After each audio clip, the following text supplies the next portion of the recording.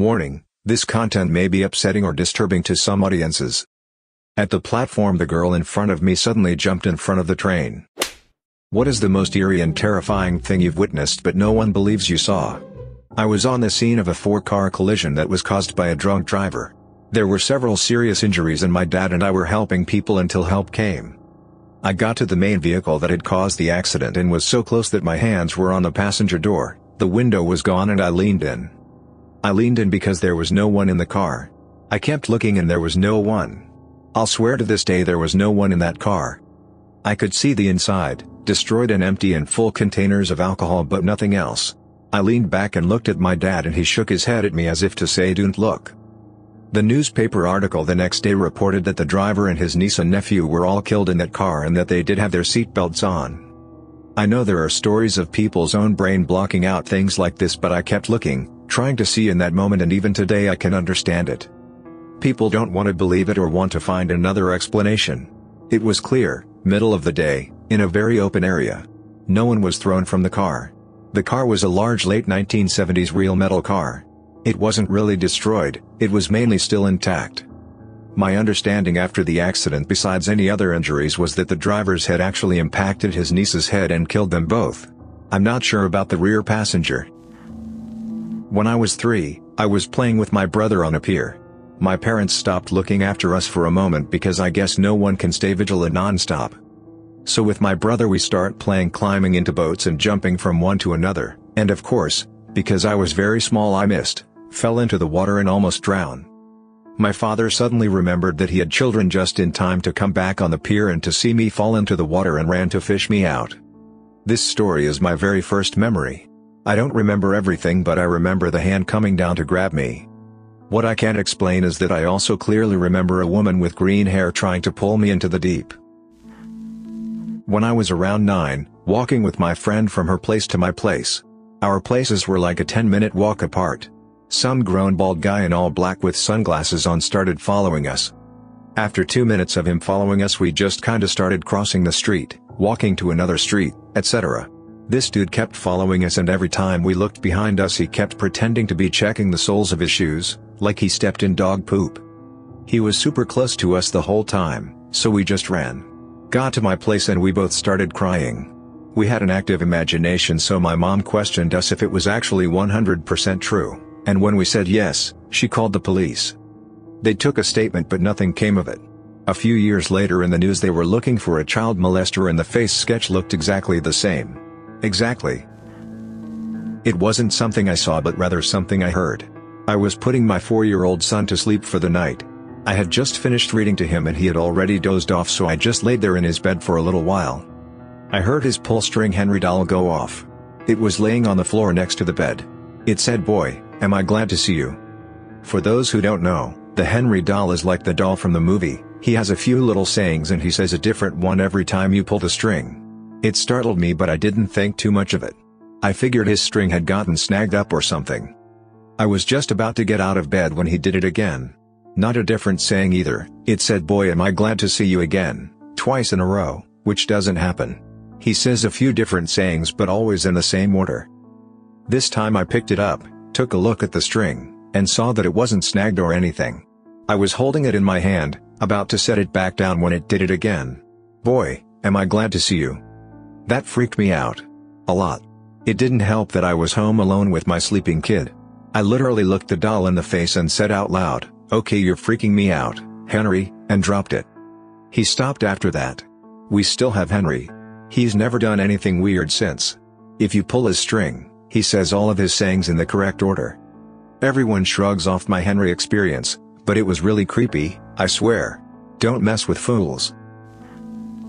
It was late at night and I couldn't sleep. I decided to go out to look at the stars to get sleepy. When I went close to the door I heard a huge bang like something big was falling coming from outside the flat, behind my door. I went with caution and looked through the little hole on the door to see what was happening. I saw 2 people just standing there outside the lift, one of them holding something. I couldn't tell what it was but they didn't friendly. I looked some more and then it was when I saw that there was a person besides them on the floor, not moving or seemingly breathing. I heard them saying something to one another. I didn't really catch what though before they started dragging the person on the floor out of the flat and into a van before speeding off like crazy. I tried to tell my family but they said it was just a nightmare. I know what I saw. When I was a kid, around 11 years old, I was spending the night with a friend. Of course when it was bedtime we didn't go to sleep like we were supposed to, we were just laying there talking, when a man opened the door and looked around. He was a tall white male, wearing only his jeans, and was clean shaven with short hair. Of course we acted like we were asleep. When he closed the door we started talking about how we were surprised that her dad had shaved the beard he'd had for so long. However, the next morning at breakfast her dad still had his beard. We both saw it, so it wasn't a dream. Her parents thought we made it up, but why? Two of them for me. One as a kid, we lived in this smallish town and our house was pretty close to one of those huge sluices next to a large canal. However, the embankment was pretty high, so apart from the normal road there was a small stone staircase that went up from our street directly onto the embankment. The sluice itself however was always used by druggies and illegal parties etc. Not a big deal 99% of the time since the houses below were never bothered. Cue me being 13 coming back home from sports training and I see this shape at the bottom of the stone staircase with a massive splatter of red around his head. Turns out one of the druggies while high as a kite fell down the steps and ended up falling right on his head, splitting his skull and spread most of his viscera across the street. Had to tell my parents and they called the police. Second one is from not that long ago when I was coming home from my internship at a hospital and since I used public traffic had get off at a station to take a different train. While waiting at the platform the girl in front of me suddenly jumped in front of the train resulting in something I can only unfortunately describe as meat confetti. Afterwards I called up my girlfriend who I was living with at the time, still do, to explain that I wouldn't be able to get home since someone jumped in front of the train. Now in the Netherlands it's not uncommon to have delays in the entire train system due to these events. Apparently I didn't sound overly emotional or anything, shock, so she just assumed that somewhere on a different platform someone jumped in front of the train so my train couldn't leave. So she went her martial arts lessons and I was absolutely stunned that someone so close to you could be so casual about such an event happening to a loved one. When I finally did end up getting home basically broke down and it was only when calling her again that she understood what had actually happened and immediately rushed home. Only later learned that the girl turned out to be a 19-year-old student with severe psychosis from a coworker who knew her from the school she was attending. I was 12, and no one but me and my dog were in my apartment. I was listening to my music with my dog on my bed, my room closed. My door had a see-through glass part on the head part of the door. My dog started barking really loudly and I brushed it off as him hearing my neighbors that were loud usually.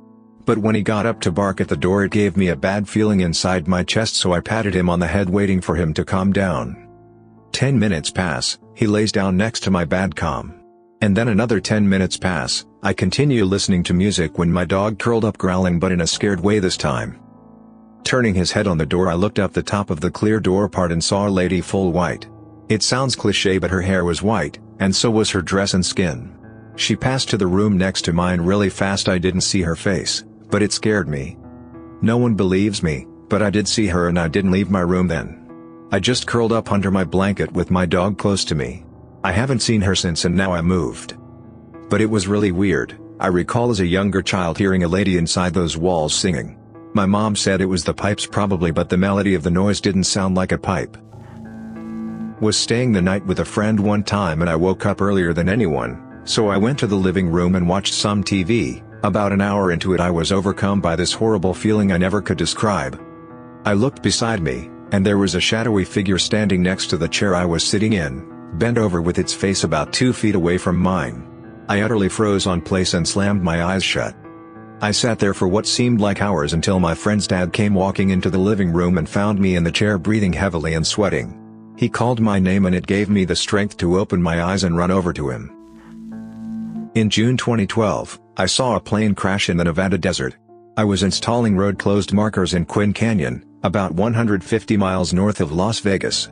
A KC-135 tanker was circling far to the south, with 3 small, single-engine jets trailing behind. This was not unusual. A refueling wing flew out of Nellis AFB, and we'd see one fly overhead about once a week, often refueling F-15s headed for Dugway. As I was watching, one of the contrails from the smaller jets suddenly cut out, and I could see the aircraft glint in the sunlight as it tumbled from the sky. I did not see the crash itself. The falling plane disappeared behind a distant mountain. I assume it crashed far to the south, somewhere in the test range. There was no notice in the media. Flying over Calgary, Canada on an international flight, 30,000 plus feet. Staring out of the window and saw in the distance a round white object, seemed to have 4 jet engines pointing downwards that were slowly rotating round it. Friend sat next to me saw it as well. It disappeared behind the wing, and as we waiting for it to appear on the other side it was gone. Asked the pilot what it was as we left the plane, and he looked at me like I was an idiot. Stop telling people about it now, as everyone just rolls their eyes. Not saying it was aliens or anything, but for weeks I searched online to try and get some kind of idea what it was. And nothing. So once many years ago when I was a teenager, getting high and drunk, and whatnot, I was leaving my cousin's apartment late at night. I always walked home late. Anyway, they lived on the top floor, and as I start to descend the bottom of the stairs, I see this little toy Jeep, the kind that kids ride, the battery-operated ones. It was always out there along with bikes and other toys for the other kids that lived there. Well, anyway, I swear to God, as I get to the bottom and from the angle of the stairs, I only caught a glimpse of the Jeep, but I saw enough to see that the front of the little Jeep is slowly moving in a circle, almost as if someone was pushing it around and around. Until this day I tell myself that I was probably drunk and high, and that I just imagined it, and honestly that's probably what it was, but it felt so real. I remember that I stood there for a few seconds and then I turned around and ran back up the stairs. I went back inside and told everyone about the little Jeep. Obviously no one believed me, and even now when I think about it I don't believe it myself. So right around that time my mom had just passed away, I had started smoking, drinking and doing drugs. There was a lot of negativity around my life at that time, so maybe it was some negative energy or even the devil playing tricks with my mind, but regardless of what it was, it scared the hell out of me. So basically, I was around 8 to 9 years old. My friend was sleeping over and we playing on the floor with my dolls or whatever. Out of the blue, my radio turns on and completely scared the hell out of us. When I say radio though, I mean like a static, really loud static. Obviously, being young we screamed for my mom. She came upstairs just after it stopped. She told us to stop being silly and that we had probably knocked it while playing. We calmed down again and carried on playing with my dolls. We were in the same place on the floor as the last time, which is neither near the power switch or radio, and it turned on again. It was static, like before. We freaked out again but had to go down for dinner or something. When we went back upstairs we were just chilling in my bed and watching TV when the light turns off. We were at the opposite end of the room to the light switch. Let's just say we didn't sleep that much that night. Was walking home from a friend's house back when I was in high school. On the way home I had to pass a cemetery. When I got there, a lady, who I assumed was homeless or schizophrenic, was outside the gate pacing back and forth mumbling to herself. After a while she started screaming in what I can only explain as tongues and began to wildly flail her arms in the air. Out of nowhere it got extremely windy and then a lightning bolt came down in the distance.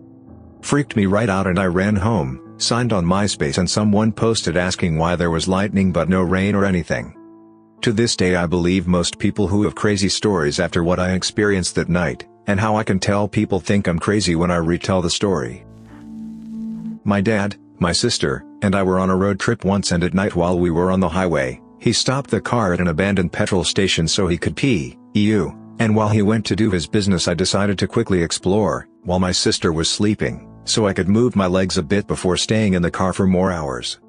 Suddenly when I went to the other side of the petrol station, I heard faint giggles and a beg for help, but it was all muffled. I peeked from the corner of the wall and saw an approximately 40-year-old man with a bloody knife in his hand while looking down at an unconscious 20-year-old girl. I rushed away, shocked and traumatized, as I was only 15 and my dad said he was waiting for me. I got in the car and we left.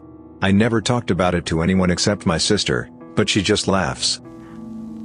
One night, when I was about 5 or 6, I was sleeping in my room with my brother. This memory is kind of foggy, but I remember hiding under my blanket and peeking out and seeing these tall, pale, cartoonish characters that looked similar to the evil mom from Caroline.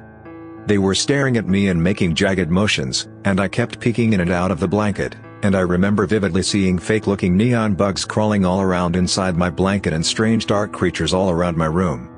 I'm very certain it wasn't a dream because all of my room was exactly the way it was and nothing was off or missing. I might have somehow eaten something strange, but you must also note that my brother was there too and he remembers having the same experience as me. I was 19 and in university. It wasn't late, but it was dark out and I was washing my dishes in the communal kitchen. There was a big window in front of me, and because it was dark, I could see the reflection of everything behind me in it. Nothing was weird at all, but then out of nowhere the sound of the water got louder and louder until it was thundering in my ears, and just as I began to wonder what was happening, this awful sense of dread washed over me. There was something behind me. Something dark and awful and sinister. I knew it was there. It wasn't a suspicion or a silly thought to scare myself.